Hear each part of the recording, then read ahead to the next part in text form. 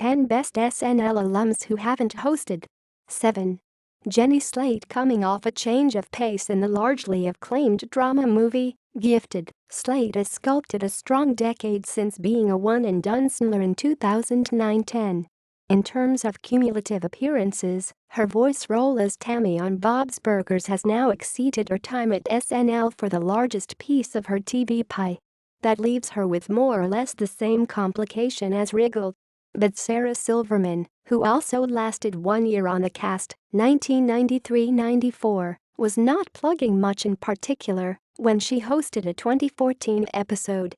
Slate should have her own chance to return to her old haunts and make them a measuring pole for her career. 6. Nasim Pedrad, a supporting regular on People of Earth. More on that too in a moment. Pedrad is also confirmed for a prominent role in the underway Aladdin film. According to The Hollywood Reporter, she will be banked on specifically for her comedic competence in the live-action adaptation.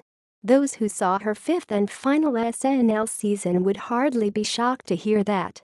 Pedrad left after that year with viewers wishing there could have been more of the Shalland character she had just broken out. And there could still be more, provided Lorne Michaels picks up the phone and dials the right buttons. 5. Michaela Watkins. Due to its Hulu home base, Casual has reached a slimmer audience than any network or basic cable program could. With that said, it has drawn an appreciative following through its first 2 seasons. As the centerpiece of the series, Watkins is proudly representing the Saturday Night Live alumni among those in the "Oh, yeah" category. She was a mid-season addition in 2008-09 and was done by that summer.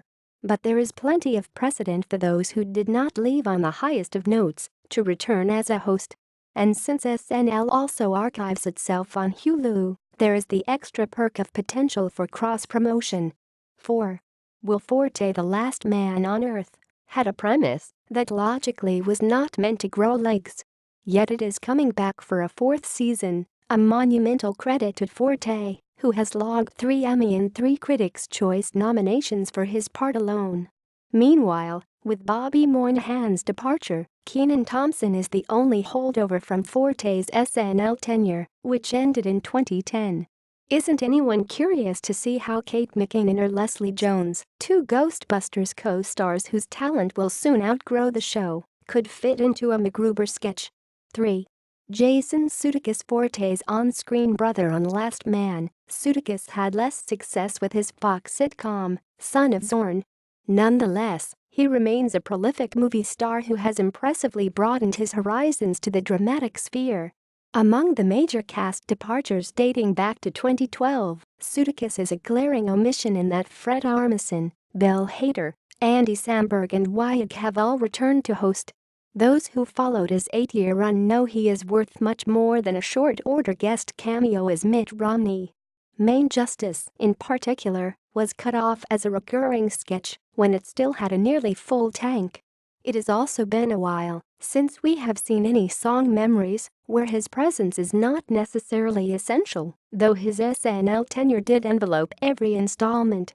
2. Anna Gasteyer. Her TBS sitcom, the aforementioned People of Earth, has taken flight, currently at the halfway mark of its 2nd season. The last episode of that season will premiere around the same time that SNL goes live again. Those overlapping occasions call for a celebration, maybe with something from Delicious Dish. Gasteyer's co-star from that sketch, Molly Shannon, has hosted once, but it has been a decade since then. They both guest starred and brought back the bit when Betty White hosted, but it has been 7 years since. Long underrated, both during and after her SNL stretch, Gasteyer is finally scoring as a sitcom star.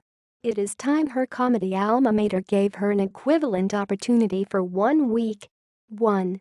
Seth Meyers. The Weekend Update record holder never went far after leaving at mid-season in the winter of 2014.